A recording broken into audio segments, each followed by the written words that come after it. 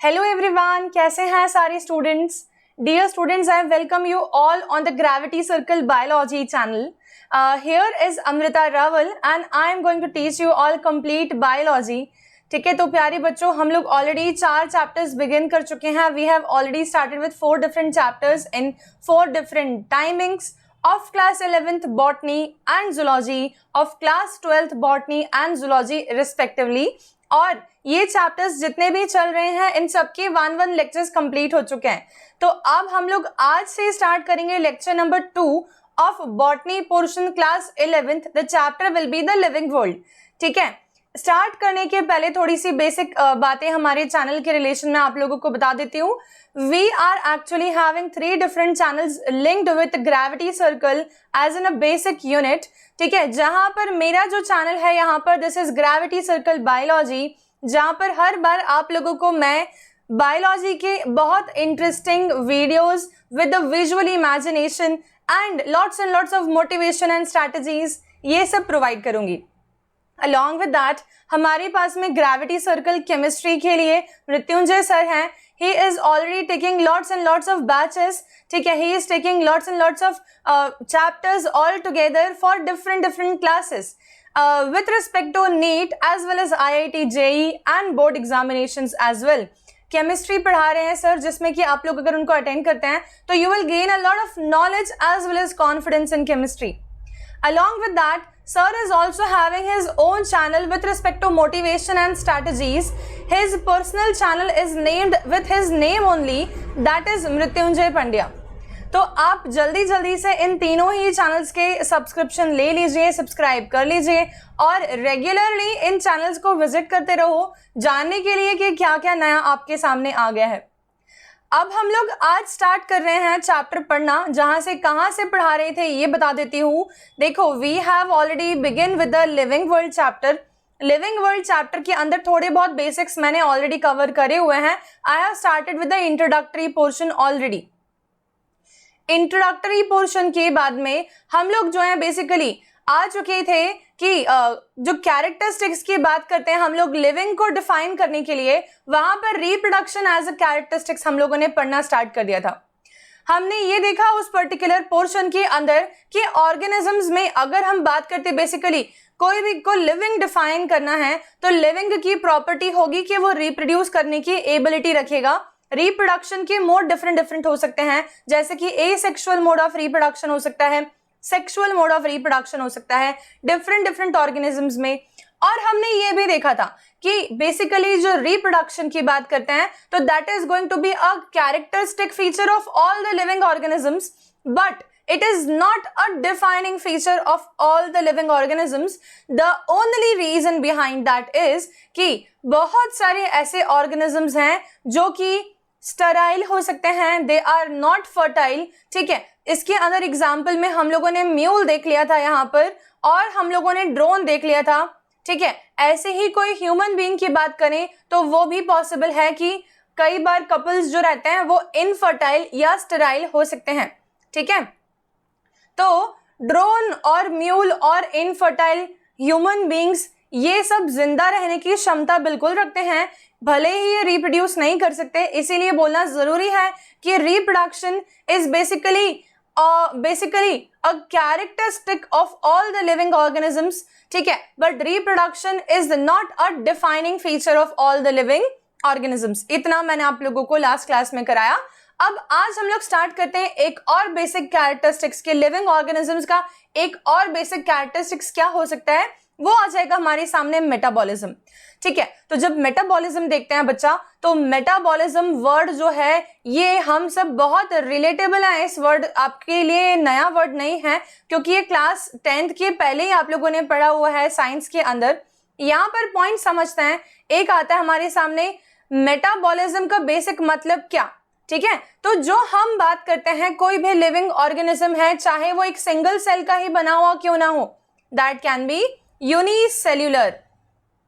एक unicellular organism अगर है तो उसके अंदर भी मेटाबॉलिक रिएक्शंस चल रही होंगी. एक मल्टी सेल्यूलर ऑर्गेनिज्म अगर है उसके अंदर भी मेटाबॉलिक रिएक्शंस चल रही होंगी. मेटाबॉलिक रिएक्शंस के 2 प्रोस्पेक्टिव हो सकते हैं, 2 टाइप्स हो सकते हैं. एक हो सकता है हमारे सामने एनाबॉलिक रिएक्शंस, एक हो सकता है हमारे सामने कैटाबॉलिक रिएक्शंस। ठीक है, एनाबॉलिक रिएक्शंस का सिंपल मीनिंग ये होता है, एनाबॉलिज्म, ठीक है, is basically formation of something bigger. ठीक है, छोटे छोटे मॉलिक्यूल्स को कंबाइन करके एक लार्ज साइज मॉलिक्यूल अगर हम बना देते हैं तो हम उसको बोलते हैं एनाबॉलिक रिएक्शन। जब कोई दो स्मॉल मॉलिक्यूल्स को कंबाइन करते हैं और एक लार्ज मॉलिक्यूल फॉर्म होता है, जहां हम बोलते हैं जो प्रोडक्ट बना है, ठीक है, तो यहां पर जब प्रोडक्ट बना रहे थे हम उस केमिकल रिएक्शन के, हमको अंदर एनर्जी को भेजना पड़ेगा, इन्वॉल्व करना पड़ेगा। ठीक है, मतलब कि यहां पर एनर्जी लिबरेट नहीं हो रही है, बेसिकली एनर्जी यूटिलाइज हो रही है इस प्रोडक्ट को बनाने के लिए। इसीलिए हमेशा देखते हैं एनाबॉलिक रिएक्शंस के अंदर जो स्मॉलर मॉलिक्यूल्स हैं, with the help of energy they will combine to form the large molecule. This is called as anabolic reaction. इसके अंदर आप मुझे कोई भी एग्जाम्पल दे सकते हैं क्या? Anyone over here? Any example? Just think in your mind. कोई भी example of anabolic reaction. Can I anytime say the glucose molecules combine to form glycogen can be an example of anabolic reaction? Can we say this? Yes, we are definitely able to. ठीक है, glucose molecules ढेर सारे, ठीक है, glucose molecules ढेर सारे में कितने ढेर, 30,000 मॉलिक्यूल्स के आसपास कंबाइन करके एक बड़ा सा लार्ज साइज का मॉलिक्यूल बनाता है, इसको बोलते हैं ग्लाइकोजन। ठीक है, ये बेसिकली फॉर्मेशन हो रहा है एक बड़े मॉलिक्यूल का स्मॉलर मॉइटी से, और इसे बोलेंगे anabolism. On the other hand, on the contrary, अगर मैंने डायरेक्टली सिमिलर रिएक्शन का एग्जाम्पल ले लिया होता और मैंने बोला होता कि ग्लाइकोजन का ब्रेकडाउन करके और अगर मैं ग्लूकोज मॉलिक्यूल्स लिबरेट करवाऊं, सभी लोग ये प्रोसेस जानते हैं, टर्म फेमिलियर है, जिसका नाम होता है ग्लाइकोजेनोलाइसिस। ग्लाइकोजेनोलाइसिस, इस पर्टिकुलर रिएक्शन के अंदर glycogen will break down to form smaller moieties of glucose, and here we are able to say that this kind of reaction will liberate the energy. इसमें energy liberate होगी, और हम बोलते हैं energy liberate हमारी अगर बॉडी में हो रही होती है, दैट इज यूटिलाइज्ड, ठीक है, for the formation of ATP, और हम एटीपी को स्टोर करके रखते हैं माइटोकॉन्ड्रिया में। जब जब बॉडी को एनर्जी रिक्वायरमेंट बैठती है तो हम एटीपी के बॉन्ड्स को तोड़ते हैं, जो कि हाई एनर्जी फॉस्फेट बॉन्ड्स हैं, बॉन्ड नंबर 2 और 3, ठीक है, इनको ब्रेक करके हम एनर्जी यील्ड करवाते हैं और उस एनर्जी को हम यूटिलाइज करते हैं हमारी डे टू डे लाइफ की एक्टिविटीज को परफॉर्म करने के लिए। तो इतनी बात सभी लोगों को प्रोबेबली बहुत क्लियर हो चुकी है कि what is the term metabolism meaning over here, and here is a paragraph which is actually given in the NCERT. मैंने पूरा का पूरा एनसीईआरटी को इंक्लूड कर पाऊं इसकी पूरी कोशिश करी है। पूरे लेक्चर के अंदर आप लोगों को एनसीईआरटी की लाइंस देखने को मिलेंगी, ठीक है। तो ये वही चीज है जो मैंने आपको अभी पढ़ाई कि सारे लिविंग ऑर्गेनिजम्स, चाहे वो एक सिंगल सेल्ड हो या मल्टी सेल्यूलर हो, केमिकल्स से मिलकर बना होता है डेफिनेटली, और हर एक सेल के अंदर बेसिकली हम बोलेंगे biochemical reactions in the form of metabolic reactions proceed on करती हैं।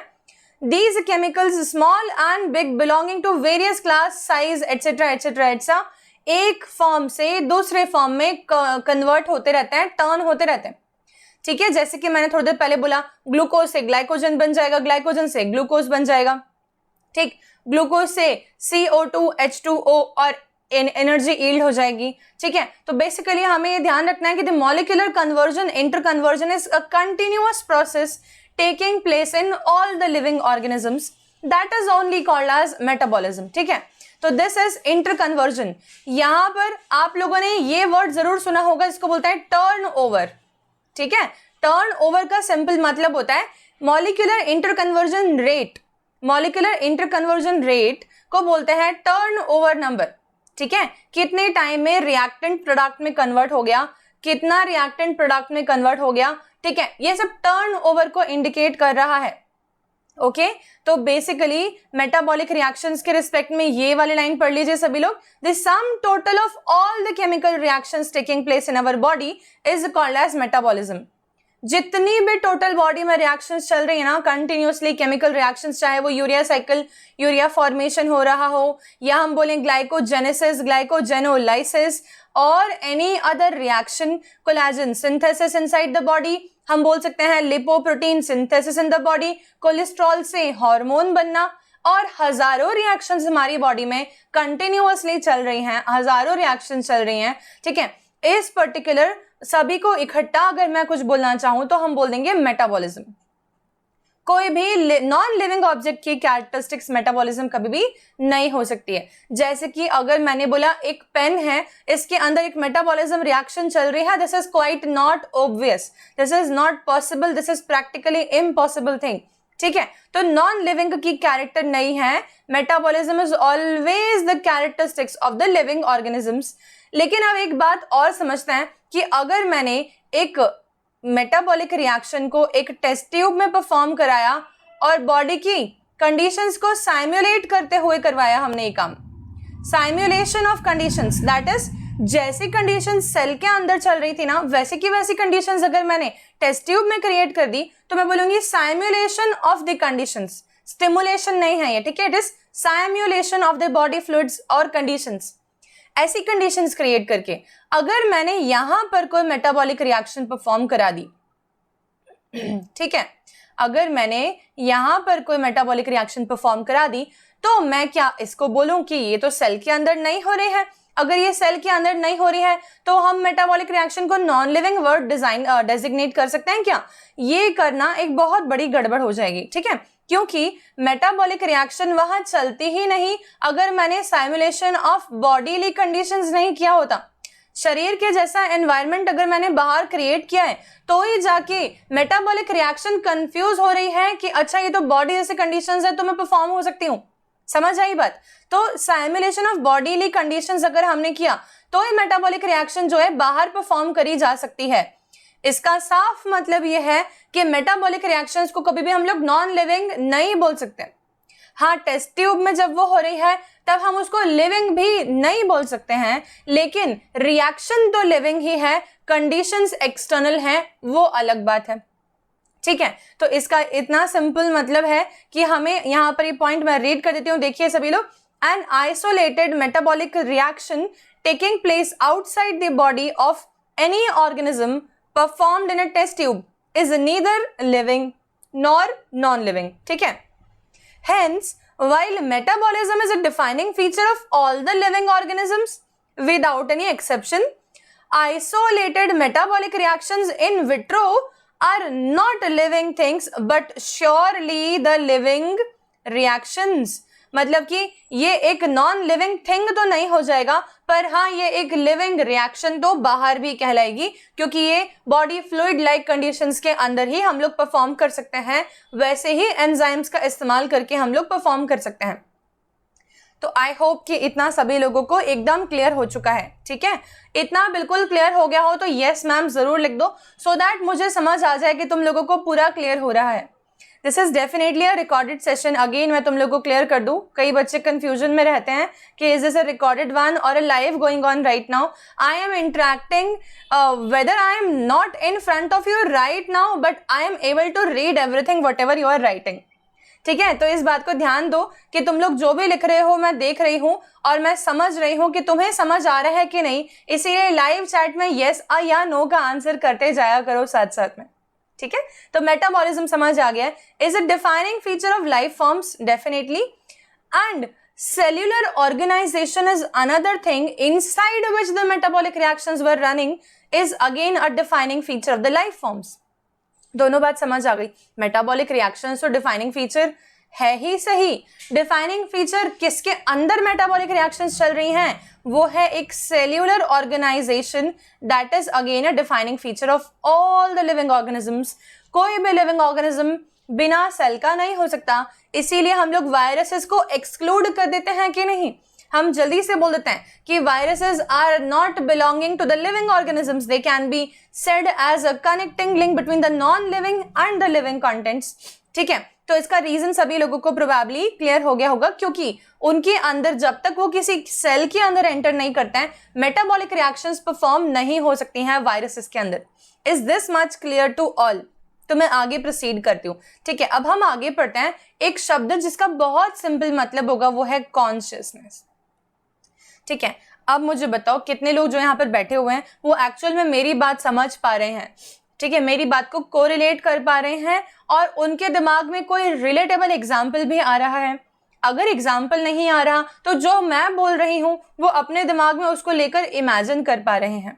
कितने लोग ऐसे हैं जो कि फिलहाल यहाँ पर लेक्चर तो देख रहे हैं बट उनका ध्यान किसी और जगह पर है, जैसे कि खाने में क्या बना होगा, शाम में क्या बनेगा, टाइम क्या हो रहा है, चाय बन गई है कि नहीं, मुझे तो भूख लग रही है, ठीक है, अभी तो मैं बोर हो रहा हूँ या मैं बोर हो रही हूँ, ये सारी चीजें।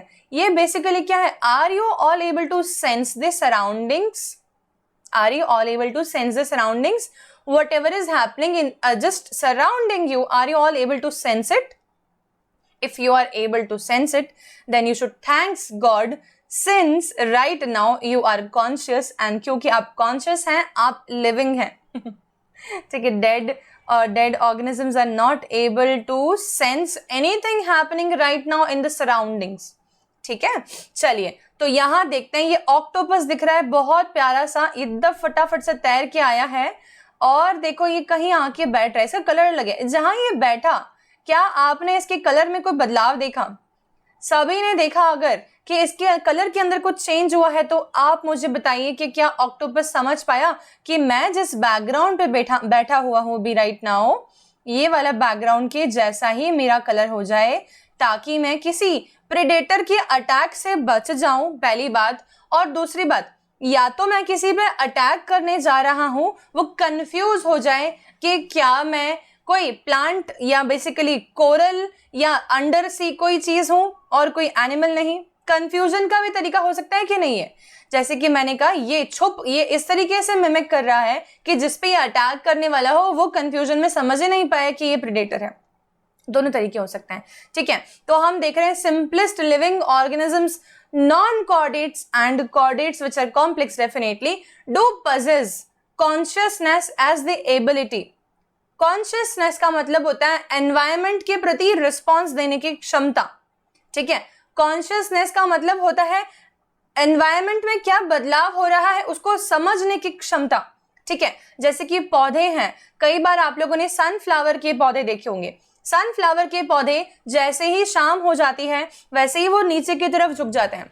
सनफ्लावर के पौधे सन को देखते से ही वापस से रेज अप हो जाता है सन की डायरेक्शन में। How beautiful the nature is, हमारे आसपास के सराउंडिंग्स कितनी सुंदर हैं। Consciousness can be sensed, consciousness is the ability of even amoeba. Amoeba जैसे सिंपलेस्ट यूनिसेलुलर ऑर्गेनिज्म को भी समझ आता है कि उसके लिए कंडीशंस फेवरेबल हैं कि नहीं। आप समझ रहे हो, मेरे लिए कंडीशन फेवरेबल है कि नहीं, ये तो सिंपलेस्ट ऑर्गेनिज्म को भी समझ आ रहा है ना। तो consciousness is basically the ability to sense. अगर कोई सेंस कर पाएगा उसके बाद रिस्पॉन्सिवनेस की बात आएगी। तो ability to sense is the characteristic of the living organisms, all the living organisms, ठीक है। यहाँ पर हम लोग एक ट्रैप देख रहे हैं। बेसिकली ये एक प्रकार का इंसेक्टिवोरस प्लांट है, सभी ने देखा इंसेक्टिवोरस प्लांट, ठीक है। इस इंसेक्टिवोरस प्लांट के अंदर आप देख रहे हैं जैसे ही एक इंसेक्ट आके बैठा और उसने नेक्टर को लेना स्टार्ट किया, प्लांट सेंसेशन को एकदम समझ गया और उसने ट्रैप कर लिया उसको, किसको, ऑर्गेनिज्म को, क्योंकि ये इंसेक्टिवोरस प्लांट है, ये इंसेक्ट खाता है।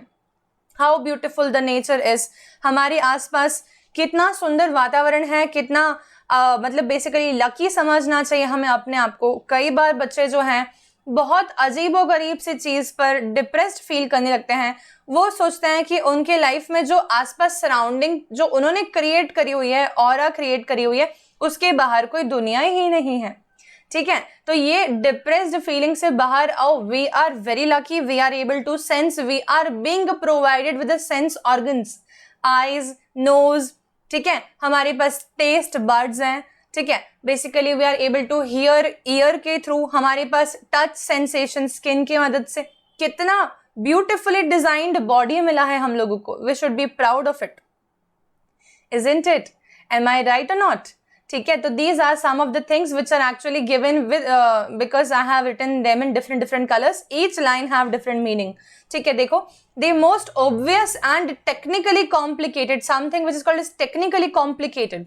ठीक है, नॉन लिविंग थिंग्स में अगर मैंने एक फुटबॉल को लात मार दी है, ठीक है, या मैंने अगर जो है एक पत्थर को नीचे की तरफ पटक दिया है, मैंने पत्थर को पानी में डाल दिया है, ठीक है, वहां पत्थर की भी नहीं और पानी की भी नहीं मुझे आवाज आएगी चिल्लाने की। ठीक है, आ लग गई, ऐसे थोड़ा ना बोलने लगेगा पानी। ठीक है, ना ही पत्थर ऐसा बोलेगा कि थोड़ा धीरे फेंको, राइट। बट अगर हमने किसी लिविंग ऑर्गेनिज्म के साथ ऐसा करने की गलती करी होती कि कोई सामने से जा रहा है, आपने उठाया एक पत्थर और दिया, तड़ाक लगा उसको, फिर आपके साथ क्या होगा सोच लो। टेक्निकली कॉम्प्लिकेटेड की बात हो रही है, ठीक है, यहाँ पर तो ये समझने वाली पॉइंट है कि ये एक टेक्निकली कॉम्प्लिकेटेड फीचर है। कौन? कॉन्शियसनेस। ठीक है, सारे लिविंग ऑर्गेनिजम्स का है ना, कि वो सेंस कर सकते हैं सराउंडिंग एनवायरनमेंट को। मैं ये लिखते क्यों हूँ नोट्स यहाँ पर, ताकि काफी बच्चे नोट्स के ऊपर रिलाई करते हैं कि हम नोट्स कहाँ से प्रिपेयर करें, या इस पर्टिकुलर लाइन का क्या मीनिंग है, या हम थियोरेटिकली इसको पढ़ेंगे तो वो कैसे साउंड करेगा, क्योंकि समझ तो सब आ गया पर जब लिखने जाते हैं तब कुछ नहीं आता। इसलिए ये थियोरेटिकली नोट्स रिटन फॉर्म में यहाँ मैं स्लाइड्स में अपलोड करती हूँ, आप सभी लोगों के लिए है वो। ठीक है, तो देखो ध्यान से, दी मोस्ट कॉम्प्लिकेट फीचर बता दिया मैंने, सेंस दिस सराउंडिंग और एनवायरमेंट, और उसके ऊपर रिस्पॉन्ड करना कुछ भी। वो एक फिजिकल स्टिमुलस हो सकता है, एक केमिकल स्टिमुलस हो सकता है, एक बायोलॉजिकल स्टिमुलस हो सकता है। जैसे कि फिजिकल स्टिमुलस मैंने बोला touch sensation, it is a physical stimulus. ठीक है, केमिकल स्टिमुलस, आलू का पराठा बन रहा है तो खुशबू से ही मालूम पड़ जाएगा कि हाँ आलू का पराठा ही बन रहा है। देख के तो नहीं आया ना तुम्हें मालूम पड़ा, आवाज लगा लगा के नहीं बोल रहा होगा वो आलू का पराठा कि मैं अच्छा आलू हूं इसीलिए बन गया हूं। ठीक है, तो केमिकल बेसिकली क्या हो गया, एनवायरनमेंट में डिसॉल्व हो गई इसकी फ्रेग्रेंस जो तुमने स्मेल करी और तुम बता पाए कि ये एक स्टिमुलस था तुम्हारे लिए, और तुमने रिस्पॉन्स भी किया उसके प्रति। क्या रिस्पॉन्स क्या होगा, जाके उसको प्लेट में रख के और खा गए होंगे, दैट इज द रिस्पॉन्स। ठीक है, ये हुआ first point. We sense our environment through the sense organs, ये बता दिया मैंने। प्लांट भी रिस्पॉन्ड कर सकते हैं, जैसे कि हम लोगों ने सबसे पहले स्लाइड में देखा था, plants are also able to respond, जैसे कि मिमोसा पुटिका प्लांट जिसको छुई मुई बोलते हैं, टच मी नॉट। ठीक है, along with that there are many plants which are actually able to respond to the stimulus which is given to them, like पानी नहीं डाला तो पौधा सूख गया, पानी डाल रहे हैं तो पौधा जो है वो खिल रहा है, फ्लावर्स आ रहे हैं उसमें। These are basically the responses shown by the plants. Okay, pollutant rich area में काफी सारे पौधे नहीं ग्रो करते, ठीक है, और नॉन पॉल्यूटेड एरिया में काफी सारे प्लांट्स ग्रो कर जाते हैं। इनफैक्ट प्लांट्स के ऊपर लाइकेंस भी ग्रो कर जाती हैं अगर एरिया साफ सुथरा है, ऑक्सीजन फैसिलिटी ज्यादा है तो। ठीक, चलिए अगला देखते हैं। All organisms from the prokaryote to the most complex eukaryotes can sense and respond to the environmental cues, ये तो बता दिया मैंने। अमीबा भी रिस्पॉन्स कर सकते हैं और हम भी रिस्पॉन्स कर सकते हैं, उस लाइन का यहाँ पर डिस्क्रिप्शन है। फोटो पीरियड, यहाँ पर क्या होता है, कुछ एक जैसे हम लोग देखते हैं मटर फली हो जाती है जो कि पी प्लांट है बेसिकली, वो सिर्फ ठंड में आती है। ठीक है, ठंड में आती है और बेसिकली वो आप लोगों को समर्स में मिल जाएगी फ्रोजन पीस के फॉर्म में, पर जनरली उगती नहीं है। फोटो पीरियड क्या होता है, लाइट के इन्फ्लुएंस में ब्रीडिंग सीजन्स वेरिएबल होते हैं प्लांट्स में भी और एनिमल्स में भी। ठीक है, तो फोटो पीरियड अफेक्ट कर सकता है रिप्रोडक्शन को। सीजनल ब्रीडर्स जो हैं, जैसे कि प्लांट्स में कुछ एक एग्जांपल्स हैं, कुछ एक एग्जांपल्स एनिमल्स में हैं, जैसे कि डॉग्स जो हो जाएंगे वो सीजनल ब्रीडर्स हैं। ठीक है, all organism handle chemicals entering their body, this is again something which is called as consciousness, isn't it? भाई अगर कहीं पर मान लो कि तुम्हारे आंखों के अंदर कोई मिर्च चली गई है तो तुम बड़े आराम से बैठे रहोगे क्या, कि तुम भाग के जाओगे और पानी के छींटे मारोगे आंखों के ऊपर बचने के लिए? हमारी बॉडी अलाउ नहीं कर रही थी उस मिर्ची को इरिटेट करने के लिए हमारी आंख को आसानी से। ऐसे ही कहीं बहुत गंदी स्मेल आ रही है तो फटाफट से नाक पे हाथ रख के नाक बंद या रुमाल रख के नाक बंद क्यों कर लेते हैं हम लोग? हमारी बॉडी अलाउ नहीं कर रही है उस ओडोरेंट को, वो जो कि टॉक्सिक लग रहा है हमें स्मेल करने पे, कि हमारी बॉडी में एंटर करे। या हमारी बॉडी भी एक्चुअल समझती है कि ये चीज फायदेमंद है और ये चीज फायदेमंद नहीं है, और बॉडी के सिग्नल्स को समझना ये एक बहुत इंपॉर्टेंट तरीका है अब अगर हेल्दी रहना चाहते हैं तो। ठीक है, all organisms therefore are aware of the surroundings, जो कि मैंने आपको समझा दिया। अब एक वर्ड और मेरे सामने नया सा आया, जो कि अभी बहुत सारे लड़के यहाँ पर जो हैं ये अपने आप को मिरर में देख रहे हैं इस प्रकार से, ठीक है। और यहाँ पर ये होगा वर्ड सेल्फ कॉन्शियसनेस, अपने बारे में जानना, कॉन्शियसनेस कहलाना सेल्फ कॉन्शियसनेस होती। जैसे कि मार्केट जा रहे हैं अगर, ठीक है, तो मैं कैसा दिख रहा हूं या कैसे दिख रही हूं, है ना, और मेरे बाल सही से बने हुए हैं कि नहीं, ठीक है, या मेरे कपड़ों के ऊपर प्रेस किया हुआ है कि नहीं। These are all the things which we are actually thinking about our self, that we are very much self conscious about the looks, right. Looks के रिस्पेक्ट में बहुत सारे लोग सेल्फ कॉन्शियस होते हैं। लेकिन क्या मैं ये बोलूंगी कि दो डॉग्स जब आपस में एक दूसरे से बात कर रहे हो भौंक के, ठीक है, बात इंसानों की तरह नहीं, पर जब ये डॉग्स एक दूसरे से बात कर रहे हो तो एक डॉग दूसरे डॉग को ये बोलेगा क्या कि यार तो कीचड़ में हो रहा है पूरा, तो मैं तेरे से बात नहीं करता, तो जा यहाँ से। It is not possible, you know, because both of the dogs are not actually self conscious. The thing we need to understand is that the self consciousness and the consciousness are two different things. Self consciousness is the characteristics of only human beings. समझ आया क्या? तो इतनी बात सभी को clear हो गई है क्या? एक आखिरी पॉइंट समझते हैं कि क्या सारे के सारे कोमा पेशेंट जो हैं वो जिंदा हैं, जिंदा हो सकते हैं, उनको हमें अलाइव मानना चाहिए कि we should consider them as dead? क्या कंसिडर करना चाहिए बताइए? एक कोमा पेशेंट जो है, अक्सर आप लोगों ने कोमा पेशेंट्स के बारे में सुना होगा और या तो किसी ना किसी मूवी में या सीरीज में देखा होगा। कोमा पेशेंट्स रिस्पॉन्ड नहीं कर पाते हैं, ठीक है, they are not able to respond to the things very easily. मैं एकदम टिपिकल हिंदी सीरियल की बात नहीं कर रही हूँ, ठीक है, जहाँ आप लोग पहुंच चुके हैं गोपी बहू वाले कैरेक्टर पे, उसकी बात नहीं हो रही है यहाँ पर, ठीक है, जो कि ग्रीन टी बनाने के लिए कोमा से उठ चुकी होती है, उसकी बात नहीं हो रही है। यहाँ बात हो रही है रियल कोमा पेशेंट की। तो कोमा में अगर वो इंसान एक्चुअल में है, कोमा वाला पर्सन सामने वाले की बात सुन नहीं सकता है। हो सकता है कि वो सुन रहा हो तो भी वो रिस्पॉन्ड नहीं कर सकता है। रिस्पॉन्ड नहीं कर सकता है तो क्या हम बोलें कि ये कॉन्शियस नहीं है? और अगर ये कॉन्शियस नहीं है तो क्या मुझे डेड मानना चाहिए? नहीं मान सकते हैं। क्यों नहीं मान सकते? और अगर मान सकते हैं तो क्यों मान सकते हैं? इसका रीजन फटाफट से लिख के बताओ, ठीक है। तो यहाँ पर मैं तुम लोगों के लिए एक पॉइंट क्लियर कर देती हूँ कि हमने सिर्फ एक सिंगल डिफाइनिंग फीचर के ऊपर लिविंग या नॉन लिविंग का डिसीजन नहीं लिया था। याद करो, हमने एक और वर्ड का इस्तेमाल किया जिसका नाम था मेटाबॉलिज्म। क्या इस इंडिविजुअल के बॉडी के अंदर मेटाबॉलिक रिएक्शंस अभी भी चल रही हैं? और अगर हाँ अभी भी चल रही हैं तो हमें इसे क्या मानना पड़ेगा? Automatically alive. हम इसे डेड नहीं मान सकते। द रीजन बिहाइंड दैट, इसकी बॉडी में metabolic reactions are still taking place, ठीक है। तो this is the thing which we are actually discussing about, that what is living and what is not so living, and thereby I have just summed up everything which is called as living in just a single definition given as per as NCERT, ठीक है। Living organisms are self replicating, एक से दो होने की क्षमता, ठीक है। Living organisms are self-replicating. They are evolving in order to survive. ठीक है? They are evolving. They are self-regulating interactive systems. Like they are able to maintain some of the nutrition balance inside the body. They are able to maintain sometimes temperature, as in case of homeotherm, जो कि temperature regulate कर सकते हैं ऐसे animals. ये and they are capable of responding to the external stimuli. These are all the characteristics जो कि एक living कहलाने के लिए जरूरी है, ठीक है। तो यहां तक की बात सभी लोगों को समझ आ गई है कि नहीं? जल्दी बता दो फटाफट से, आया समझ इतना सबको? ठीक है। तो हमने अभी पढ़ा सिर्फ लिविंग क्या होता है, लिविंग के कैरेक्टरिस्टिक्स क्या हो सकते हैं, डिटरमाइनिंग फीचर्स क्या क्या हो सकते हैं, ये सारे पॉइंट्स मैंने आपको अभी समझा दिए। ओके, अब अगला पढ़ते हैं हम लोग।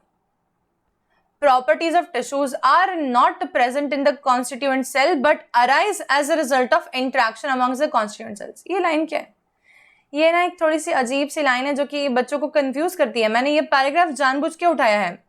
ये पैराग्राफ उठाने का सिर्फ एकमात्र होल सोल पर्पस ये था कि आप लोगों को इस लाइन का मतलब समझ आ पाए, इस पैराग्राफ का मतलब समझ आ पाए। देखो क्या बात होती है, एक सेल है, हम इमेजिन करेंगे इसको बेटर तरीके से कब, जब हम लोग इसको बेसिकली इम्यून सिस्टम के साथ कोरिलेट करके समझें, क्योंकि वहां आप लोगों की बुद्धि चलेगी, आप समझ पाएंगे कि मैं क्या बोलना चाह रही हूँ। देखो मैं ये बोलना चाह रही हूँ कि अगर कोई फॉरेन बॉडी पैथोजन हमारी बॉडी में आ जाता है, ठीक है, हमारे ब्लड में आ गया, ह्यूमन के अंदर आ गया, लेट अस सपोज ब्लड में आ गया, ठीक है, जब ये ब्लड में आ गया है तो इस फॉरेन बॉडी को हम बढ़िया आराम से घूमने दें या हम इसके ऊपर अटैक करवाएं? डेफिनेट सी बात है, we would not want that this organism is actually invader, हमारी बॉडी में जबरदस्ती घुसाया है, या इसको हम सर्वाइवल नहीं करने देंगे। हम क्या करेंगे, हम मास्ट सेल्स, ठीक है, और हमारे लिम्फोसाइट्स, ठीक है, एंड हमारे मैक्रोफेजेस,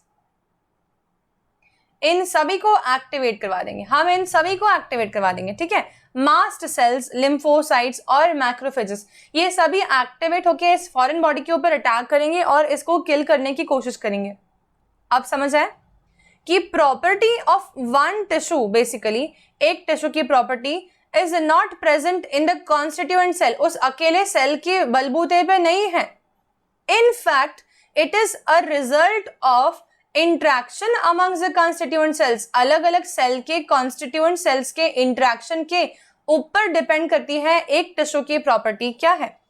अब अगर मैंने बोला मसल टिश्यू, तो मसल टिश्यू की प्रॉपर्टी क्या है कि मसल टिश्यू के अंदर सारे सेल्स जो हैं वो किस पर्टिकुलर पर्पस से काम कर रहे हैं। एक्टिन और मायोसिन फिलामेंट्स की जब बात करते हैं हम लोग, स्लाइडिंग फिलामेंट थ्योरी पढ़ेंगे आगे, तब क्या देखते हो आप लोग कि actin filaments are actually sliding over the myosin filaments, the muscle fibre is getting short, ये मसल फाइबर शॉर्ट हो रहा है, ठीक है। यहाँ ये समझने का पॉइंट है कि जब मसल फाइबर शॉर्ट हो रहा है तो मसल फाइबर एक सिंगल मसल जो है बेसिकली पूरी की पूरी शॉर्ट हो जाती है। फिर से मैंने बोला बाइसेप्स मसल है, ये शॉर्ट हो गई, राइट। तो मसल टिश्यू जो है वो पूरा का पूरा एक सिंगल सेल के बलबूते पे काम कर रहा है कि डिफरेंट सेल्स के इंटरेक्शन के रिजल्ट के तौर पर अपनी एफिशिएंसी दिखा पा रहा है। तो हमें अब समझ आएगा कि अच्छा ये पॉइंट जो है ये पहले जितनी भी बातें चल रही थी यहाँ पर उनके रिलेशन में लिखा ही नहीं है। एनसीईआरटी ने सडनली एक अलग लाइन लिखी है यहाँ पर जो कि उसके ऊपर वाले पैरामीटर्स के थोड़ा सा डिफरेंट जा रही है, ये कुछ और बताना चाह रही है। ये बताना चाह रही है कि टिश्यूज की प्रॉपर्टीज इंडिविजुअल सेल गवर्न नहीं करते, in fact interaction between all the cells of one tissue govern करते हैं। Okay, so this is a very important line, this is probably clear to all of you. अगले देखते हैं, similarly properties of cellular organelles are not present in the molecular constituent of the organelle but arise as a result of interaction among the molecular component comprising the organelle। फिर से बड़ी घुमाई हुई line, समझते हैं इसको। देखो जैसे कि मैंने कहा genes are present inside the nucleus, nucleus में प्रेजेंट हैं जीन्स जो होते हैं वो अपॉन ट्रांसक्रिप्शन बनाते हैं एमआरएनए अपॉन ट्रांसलेशन बनाता है प्रोटीन्स बनते हैं राइबोसोम्स में। तो डीएनए जो कि न्यूक्लियस में प्रेजेंट था और राइबोसोम्स मतलब कि न्यूक्लियस और राइबोसोम्स के इंटरैक्टिव फीचर्स के कारण इनकी एग्जिस्टेंस है, अदरवाइज इनकी इंडिविजुअल एग्जिस्टेंस जो है वो क्वेश्चनेबल है। इसका इंडिविजुअल एग्जिस्टेंस कोई मतलब का नहीं है, अगर राइबोसोम नहीं होता तो न्यूक्लियस का कोई खास मतलब नहीं बैठ रहा है। आ रही है बात समझ में, ठीक है। तो जीन्स हमेशा एनकोड करते हैं कुछ प्रोटीन्स के लिए और प्रोटीन्स बनाने की फैक्ट्री होती है राइबोसोम्स। तो बेसिकली यहाँ पर समझने वाली एक और बात है, एक तो मैंने कहा टिश्यू और सेल के रिलेशन की बात हो रही है, एक डिफरेंट सेल ऑर्गेनल्स और एक सिंगल सेल ऑर्गेनल के रिलेशन की बात हो रही है, इंटरेक्शन की बात हो रही है, ठीक है। नेक्स्ट देखते हैं, these interactions result in emergent properties at higher level of organisation. Obviously जैसे जैसे हाई लेवल ऑफ ऑर्गेनाइजेशन होता जाएगा वैसे वैसे हम बोलेंगे कि ये जो इंटरेक्शंस की फ्रीक्वेंसी है, पॉसिबिलिटी है, थोड़ी और कॉम्प्लेक्स होती जाएगी, ठीक है। इसीलिए सबसे कॉम्प्लेक्स लेवल ऑफ ऑर्गेनाइजेशन हो जाएगा organ system level of organisation, very simply, ठीक है। तो ये सारी बातें जो हैं यहाँ पर हम जो लिविंग वर्ल्ड पढ़ रहे हैं उसके अंदर कुछ एक लाइंस जिनके मतलब मैंने आप लोगों को समझा दिए हैं। क्या आप सभी लोगों को इन हर एक लाइन का मीनिंग समझ आ गया है? हाँ या ना? Every lines meaning is clear to all of you और not? I hope that it is very clear. ठीक है, अगर फिर भी नहीं समझ आता है तो एक बार और सुनना है इस बात को कि मैंने क्या बोला था और उसको समझना कि क्या समझाने की कोशिश करी गई यहाँ पर। ठीक है, चलो। Biology is the story of life on earth, ये तो हमें मालूम थी। Biology is the story of evolution of living organisms on the earth, ये बात भी मालूम थी, इसमें कोई नई बात नहीं है। ठीक है, ये अलग अलग लाइंस सारी पैराग्राफ फॉर्म में होती हैं। कितना घूम जाता है ना कई बार हम लोग, जब इवोल्यूशन जैसे चैप्टर आप लोग पढ़ेंगे तब वहां आपको समझ आएगा that the one line which is written, the very next line is actually something different. The third line can be altogether different sometimes. ठीक है, these are some chapters. Actually NCERT writes everything in the paragraph form and not in the flow chart or the point wise form manner, which might create a confusion. तो paragraph skip हो जाते हैं क्योंकि बच्चों को एक एक single line समझ नहीं आती, तो उनको आगे की पूरी बात ही समझ नहीं आती और वो पहले की बात जो समझने की कोशिश करते हैं वो भी उड़ जाती है। तो हमें कोशिश करना है हर एक लाइन को पॉइंट बाय पॉइंट समझने के लिए। ठीक है, चलो इतना आया समझ में? तो हमें समझ आ गया फाइनली कि प्रेजेंट, पास्ट और फ्यूचर सारे लिविंग ऑर्गेनिजम्स का are linked to one another by sharing of common genetic material. हम सब जानते हैं genetic material is definitely going to be shared by almost all the organisms, that is always going to be the nucleic acids. ठीक है, but it is definitely not a ditto copy और exactly similar. हमें ध्यान रखना पड़ेगा हमेशा कि nucleic acid जो होगा वो अलग अलग हो सकता है अलग अलग ऑर्गेनिजम्स में, स्पीशीज में, बेसिकली इंडिविजुअल ऑर्गेनिजम्स में, पेरेंट और ऑफस्प्रिंग में, सभी में ये जो जेनेटिक मटेरियल है ये वेरिएबल होगा काफी डिग्रीज तक। ठीक है, चलो खत्म हुआ भैया, बहुत बड़ा था ये पैराग्राफ।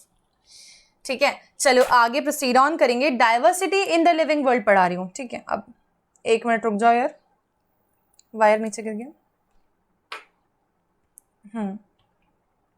अब देखते हैं डाइवर्सिटी इन लिविंग वर्ल्ड क्या होता है, समझने की कोशिश करेंगे इसको भी।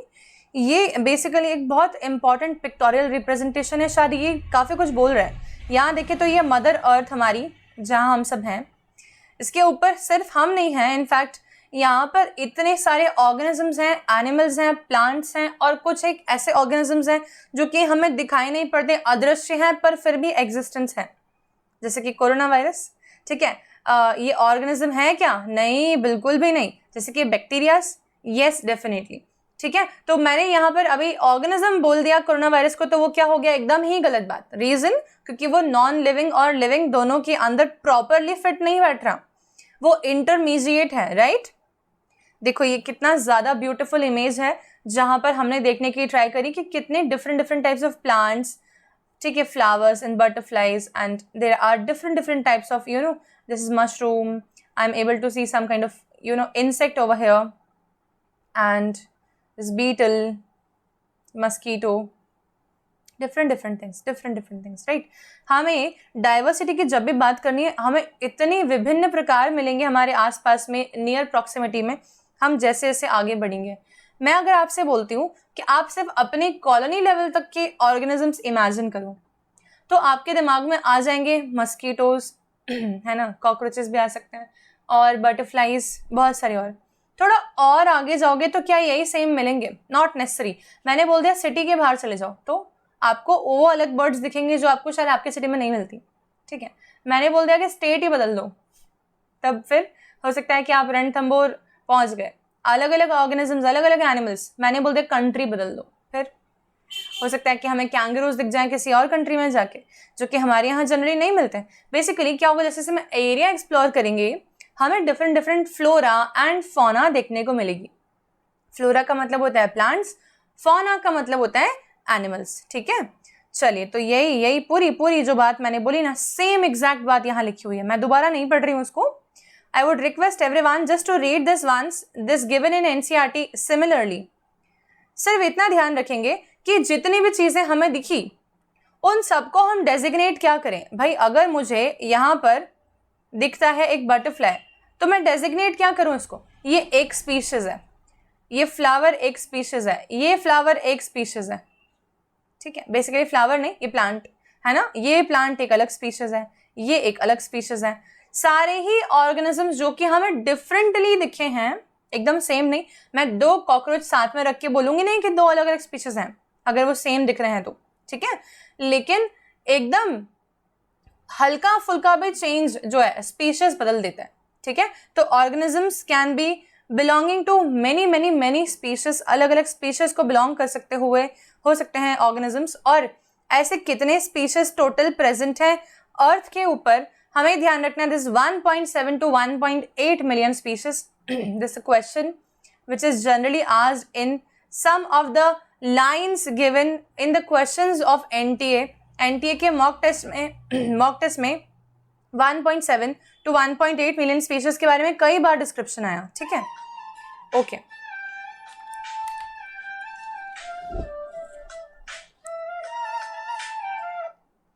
फोन बज गया बीच क्लास में, तब तक तुम लोगों ने कुछ तो पढ़ा होगा।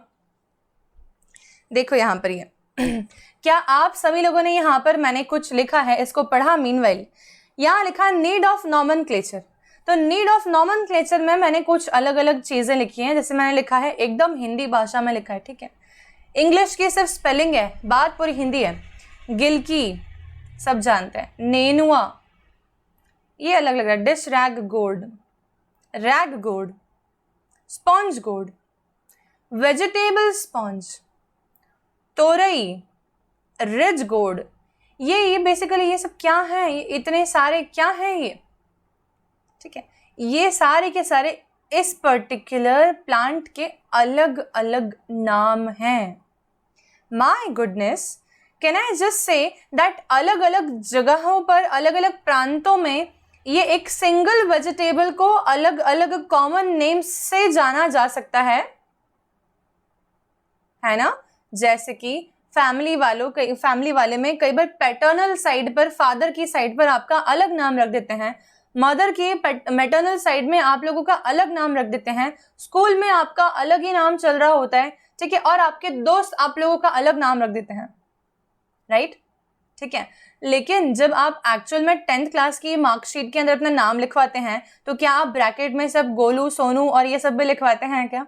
ऑफ कोर्स नॉट, ठीक है। तो basically we need to understand this thing that there should be a proper identifiable name. जहां मैं कहीं भी जाके बात करूं किसी ऑर्गेनिज्म की तो मुझे वही बताए, अच्छा ये इसकी बात हो रही है, ठीक है।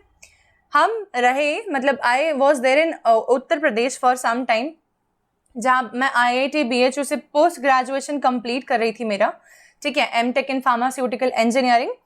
उस टाइम पर I have never heard this word as nenua, ठीक है, and our mess maharaj actually made the vegetable nenua, उन्होंने बना दी इसकी सब्जी। You will be shocked to know कि उस दिन जब मैंने उनसे पूछा that what you have made, he said नेनुआ की सब्जी। I did not went into the mess, मैंने खाना ही नहीं खाना प्रेफर किया। मैंने सोचा कि ये पता नहीं क्या अजीब सा नाम ले रहे हैं, तो अगर नाम ही इतना अजीब है तो सब्जी कैसी होगी, ठीक है। And then one of my friends actually came and told me कि सुन कुछ और भी बना है तो कुछ और खा ले यार, वहां जाके सिर्फ यही थोड़ी ना है, चल हमारे साथ। तब मैं जब वहां गई, I saw that this is actually the vegetable of gilki and sponge gourd and nothing different, ठीक है। तो मैंने बोला कि इसका इतना अजीब नाम क्यों रखा है आप लोगों ने। सिमिलरली कई सारी जगहों पर कद्दू को सीताफल बोलते हैं, और सीताफल कस्टर्ड एप्पल को बोलते हैं कुछ जगहों पर, और कुछ जगहों पर वही पम्पकिन को बोलते हैं। How different and how strange.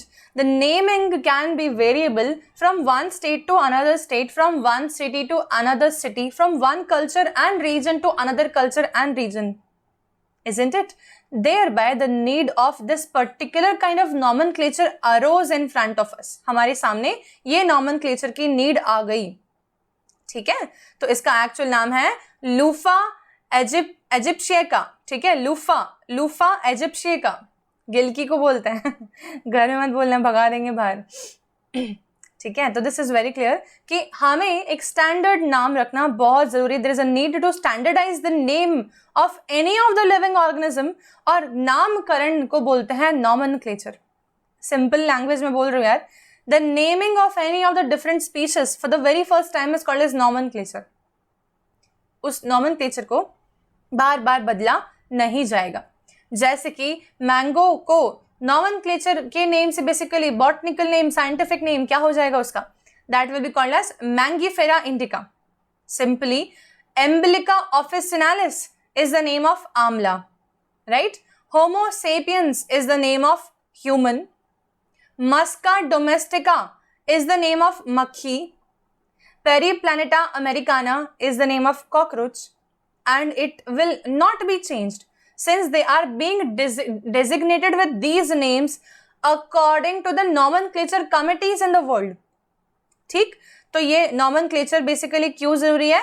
ताकि हम आइडेंटिफाई कर पाए करेक्ट ऑर्गेनिज्म को जो कि उसके साथ में एसोसिएशन रखता है. बहुत सारी डेजिग्नेटेड कमिटीज होती हैं नॉमेनक्लेचर के लिए, अलग अलग बेसिकली कैरेक्टरिस्टिक्स हम बोल सकते हैं अलग अलग चीजों के साथ डील करती हुई. जैसे कि अब मैंने बोला प्लांट्स के साथ डील करती हुई कमिटी का नाम कुछ और होगा, एनिमल्स के साथ डील करती हुई कमिटी का नाम कुछ और होगा, वायरसेस के साथ डील करते हुए कमिटी का नाम कुछ और होगा रिस्पेक्टिवली. यहाँ पर मैंने कुछ नाम कमिटीज के दिए हुए हैं जिसके ऊपर क्वेश्चन आने के चांसेस बहुत बहुत बहुत तगड़े हैं. In NEET the questions are generally asked from this category.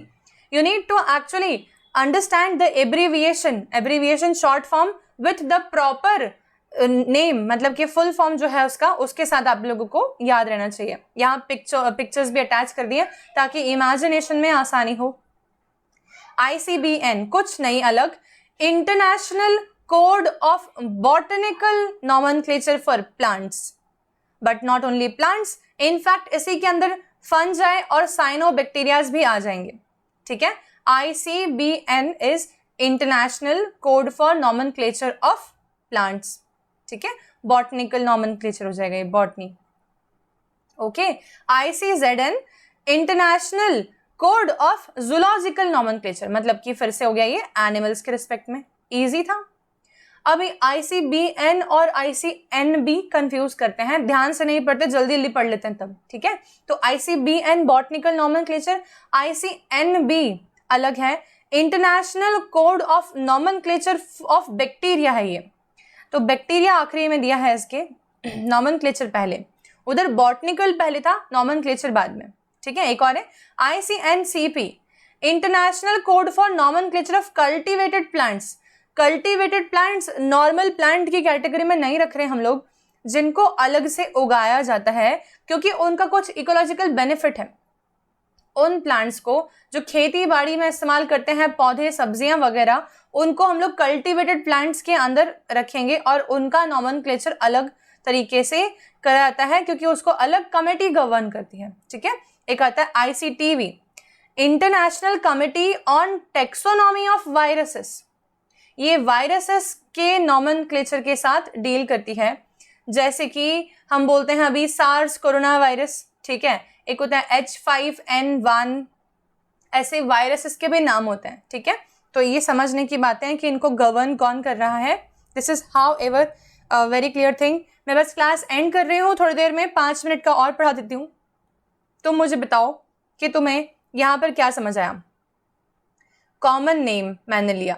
ठीक है, ये एक क्रैब है, ये हमें समझ में आ रहा है, और ये पेबल क्रैब है क्योंकि पेबल्स के आसपास में समुद्र के तट पर ये मिलता है. पेबल क्रैब पेबल जैसा ही लगता है, कई बार दिखने में लोग कंफ्यूज हो जाते हैं कि ये छोटा सा पत्थर है कि एक्चुअल में क्रैब है. ठीक है, इसका नाम है ज़ैंथियाज और इसका स्पीशीज है, बेसिकली इसका नाम है जीनस और स्पीशीज, दो शब्दों से मिलकर बना हुआ. ज़ैंथियाज लेमार्की, एक सेकेंड, हाँ, ज़ैंथियाज लेमार्की इसका नाम है. ठीक है, ओके, देखो ये तो जीनस और स्पीशीज इन दोनों से मिलकर बना हुआ है ज़ैंथियाज लेमार्की. ठीक है, ये दो बेसिकली वर्ड्स से मिलकर बने हुए नेम जनरली में देखने को मिलते हैं, जैसे कि मैंने कहा पैंथेरा लियो, मस्का डोमेस्टिका. ठीक है, पेरिप्लैनेटा अमेरिकाना, फेरेटेमा पोस्थ्यूमा, होमो सेपियंस. ठीक है, ये सब क्या चीजें चल रही हैं, ये बेसिकली है नामकरण के तरीके जहां पर हमेशा साइंटिस्ट्स के द्वारा मोस्ट एक्सेप्टेड नॉमेनक्लेचर नॉमेनक्लेचर का जो डील है वो है बायनॉमियल नॉमेनक्लेचर। क्या है ये? Binomial nomenclature. ठीक है, तो बायनॉमियल नॉमेनक्लेचर बेसिकली किसने दिया? बायनॉमियल नॉमेनक्लेचर जिन्होंने दिया उनका नाम है कैरोलस लिनेयस, ठीक है, जिसको कई बार शॉर्ट फॉर्म में CARL लिन भी लिख देते हैं, कार्ल लिन। ठीक है, कैरोलस लिनेयस जो हैं इन्होंने बोला, एक बहुत अच्छा कोट इन्होंने दिया, देखो, if you do not know the names of things the knowledge of them is lost too. जैसे कि मैंने किसी बच्चे को बोला कि जाके एक सिजर लेके आ, अगर उस बच्चे को सिजर का मतलब नहीं पता तो वो कैंची कभी भी नहीं लेके आ पाएगा, तो शायद उसका पर्पस कैंची का काटना होता है ये भी वो रिलेट नहीं कर पाएगा। Until unless you are not familiar with the name, उसके आगे की तो बात फिर कर ही नहीं सकते हैं, isn't it? यहाँ पर मैं अगर किसी ऑर्गेनिज्म का नाम तुमसे पूछूं और तुमको उसके बारे में पता भी हो तो तुम नहीं बोल पाओगे। क्यों? क्योंकि तुम्हें उसका नाम का मतलब नहीं मालूम। इमीडिएटली मैंने पूछा फेरिटेमा पोस्ट्यूमा कौन है, जिनको पता होगा वही अर्थवर्म बोल पाएंगे, और जिनको अर्थवर्म पता होगा शायद वो बोल दें फ्रेंड्स ऑफ फार्मर्स। पर जिनको फेरिटेमा पोस्ट्यूमा मतलब ही नहीं मालूम है, उनको ये जरूर पता है कि अर्थवर्म फ्रेंड्स ऑफ फार्मर है, पर वो ये वाली आगे की बात बोल ही नहीं सकते। ठीक है, तो if you do not know the names of things the knowledge of them is lost too. This is a very good point given by mister Carl Linnaeus, Carolus Linnaeus. ठीक है, तो यहाँ समझना जरूरी है कि जो इन्होंने दिया था वो दिया था हर नाम के दो कंपोनेंट हैं, एक है जेनेरिक नेम जो कि जीनस बोलते हैं, और एक है स्पेसिफिक एपिथेट जिसको हम स्पीशीज बोलते हैं। इस प्रकार के नामकरण के सिस्टम को बोलते हैं बायनॉमियल नॉमेनक्लेचर। ठीक है, और ये जो 2 वर्ड फॉर्मेट में नेमिंग है ये काफी साइंटिस्ट को कन्वीनियंट लगा और उन्हें बड़ा मजा आया कि हाँ चलो ऐसे ही नाम रखेंगे। यहाँ ध्यान रखना बहुत जरूरी है कि जब भी नामकरण किया जा रहा है तो एक स्पीशीज को एक ही बार नाम मिला हो, उसको अलग अलग साइंटिस्ट अलग अलग नाम ना दे दें। ठीक है, इसीलिए हमें जरूरी है समझना कि आइडेंटिफिकेशन कैसे करेंगे। ओके, चलो रूल्स फॉर नॉमेनक्लेचर अगले क्लास में पढ़ेंगे। अगले क्लास को हम लोग लिविंग वर्ल्ड का लास्ट क्लास मानेंगे। द रीजन बिहाइंड दैट कि उसके अंदर में आप लोगों को रूल्स फॉर नॉमेनक्लेचर जो कि बाकी है, अलॉन्ग विद दैट हम लोग टैक्सोनॉमिकल एड्स के डिस्क्रिप्शन ये सारी चीजें कवर करेंगे। तो हमारा lecture number 3 will be the last lecture of this particular chapter, the living world. ठीक है, I hope that you all are liking the lectures. ठीक है, and there are many students who are writing in the comments that please teach on the board. Beta, this is not a subject where there we need actually a question practice like in the form of equations or so. ठीक है, we are not going to derive something जिसमें कि steps आ रही हो। I need to cover lots and lots of theoretical syllabus with all the visual imagination. ठीक है, तो the mode of teaching is not going to be on the board with a marker or board with chalk. Please try to adapt the newer technology formats. I am actually able to make you all realize, visualize the things. I am able to show you the picture of scientists, ठीक है, which cannot be achieved on the board thing. So I hope that it is very clear to everyone here. तुम लोगों को मेरे साथ पढ़ने में बहुत नॉलेज गेन होगा, और तुम लोगों को मैं गारंटी दे सकती हूँ कि नीट में बायोलॉजी पोर्शन में कोई भी क्वेश्चन तुम्हारा अनआंसर्ड नहीं होगा। परंतु मेरे साइड से सिर्फ एक पॉइंट तुम्हें समझना है, वो ये है कि जो तरीके से मैं पढ़ा रही हूँ इसमें तुम कंफर्टेबल होने के लिए 4-5 दिन जरूर लो, पर पहले ही दिन तुम लोग शिकायत मत रखो, क्योंकि मुझे ऐसा लग रहा है कि ये जो मेथोडोलॉजी है ये तुम्हारे लिए बहुत बेनिफिशियल साबित होगा। ओके, चलो हम लोग मिलते हैं नेक्स्ट क्लास में। 9 बजे वाले सेशन जो रहेगा हमारा आज का, उसके अंदर हम लोग लेक्चर नंबर 2 कवर करने वाले हैं। We will meet soon. Lecture number 2 of basically botany class 12th portion, the reproduction in organisms. ठीक है, so bye everyone and please do not forget to share, like and subscribe all the 3 channels जिनके बारे में detail मैंने आप लोगों को starting में दी थी। क्लास खत्म होने के बाद में कमेंट सेक्शन के अंदर बता दिया करो कि पढ़ा हुआ समझ आया कि नहीं आया, और लाइक कर सकते हो अगर तुम लोगों को लेक्चर पसंद आया हो तो। ठीक है, bye everyone, will meet soon.